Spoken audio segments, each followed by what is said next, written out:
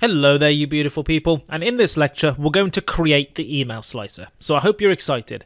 This project is going to tie together everything we've learned about strings in this section, such as gathering user input, slicing, string formatting, and even the occasional string method. So basically how this is going to work is that we're going to ask the user for their email address using the input function. After that, we're going to slice the email address for the username and the email domain name, and the username is what is before the @ symbol and the domain name is what's after the @ symbol, in case you're wondering. So we're going to use string formatting to output the user a message that tells them their username and their domain name. Pretty cool, right? So after this lecture, you're going to understand how each of the different pieces regarding strings fits together, and you're also going to have built another cool Python program to prove it. Let's get started. So the first thing I'm going to do is create another script. So let's go File, New File, save this on the desktop in the Python Bible, and I'm going to call this slicer.py. And when I maximize this, we're all good to go. So I'm going to use Python comments to help give us a bit of an outline for what we're going to do in the project. The first thing we're going to do is to get the user's email address. So get user email address. Then we're going to slice out the username. Slice out username. We're going to slice out the domain name. Slice domain name. We're going to format some kind of output message. So format message. And then we're going to display the output message. So display output message. Awesome. That's easy enough, right? Alright, so now that we've planned out our project, let's follow the checklist and get the user's email address. Now for this, as you'll recall, to get a input from a user, we need to use the input function. So we're going to call whatever they input a variable called email, and use the input function by asking them a question: what is your email address?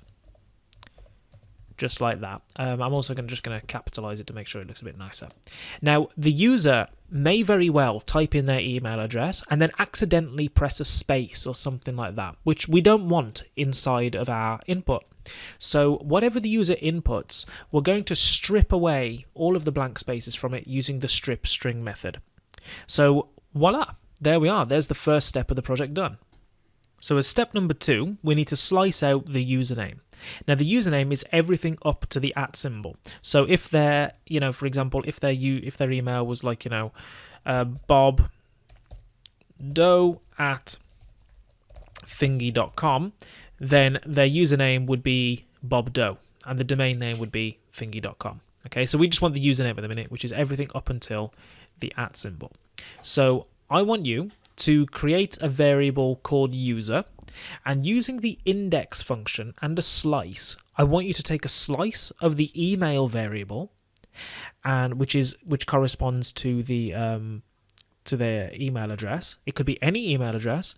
So I want you to use the index function to take a slice up until the @ symbol and save that in the variable called user. So you know the drill. Pause the video now and come back when you're done with that to see how you did. So how'd you get on? This is the way that I'd have gone about doing it. Let me just delete this. I would have created a variable called user and assigned it the value of a slice from email, starting at the beginning up until the index of the @ symbol. Okay, so everything up to the @ symbol is going to be saved in the user variable. Nice and easy. Alright, so now we need to get the domain name, which is everything after the @ symbol. So as another micro challenge, I want you to use slices again to store in a variable called domain everything after the @ symbol in the email variable. So go ahead now and pause the video and give that a go. Try to get everything after the @ symbol, not including the @ symbol, bear in mind, everything after the @ symbol all the way until the end of the string, and then come back to see how you did. How did it go? Did you get on all right? It was a bit tricky, right? So the way that I'd have done it is I'd have created a variable called domain, and I'd have set that equal to a slice from email, but we want to take everything after the @ symbol, right? So the way that I do that is I take the index of the @ symbol, like that. But we don't want to start there, because if we start there, then what's going to happen is it's going to include the @ symbol. So I want to take from that index plus 1.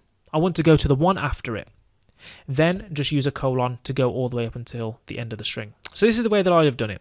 Our start is the index of the @ symbol plus 1. So it's 1 after it. So if the index was 5, then this would give us 6, which is 1 after, and then we'd use the colon to give us a shortcut to go all the way until the end of the stream. And that's going to get us their domain name. All right, so the next step is to create the output message. And the output message is going to look something like this. I'm going to have output equals your username is blank and your domain name is blank. Now, I want you to, at the end of this string here, to use the format function to put in the first place the username, and in the second place the domain name, which we've taken out from here. So as a micro challenge, use the format function to put the username in here, the domain name in here, then come back to see how you did. So hopefully that went well for you. This is the way that I'd have done it. I'd have just typed .format, because format is again a string method, and I'm going to put in the first thing user, because that's what holds our username. Then I'm going to put a comma, and after that I'm going to put domain, because domain holds our domain name. And that should be that. So now all we've got to do is print out the output message, right? So print output. Now when I save and run that, let's just see how this works. Let's okay, so what's your email address? Let's say we have super awesome name at galacticmail.com, right? This doesn't exist, by the way, and if it does and you're watching this, then you're the unluckiest person alive. But anyway, if I do that, it's going to say your username is super awesome name and your domain name is galacticmail.com. Way! So there we are. We've managed to slice up an email address into its username and its domain name using Python slices. Well done. I bet you should probably give yourself a proper pat on the back if you followed through this and understood everything. And you should feel now that you have Python strings down pat. You have Python strings under your belt and you're a master of them. So well done. Now, we've covered a lot in this section of the course, and as usual, I'm just going to have a quick recap in the next video of what we've learned to prime you for the next exciting section of the course on logic. So congratulations once again on following through this project and being able to create an email slicer. I'll see you in the next video for a recap, and then we'll move on to learn all about logic. So I'll see you in the next video.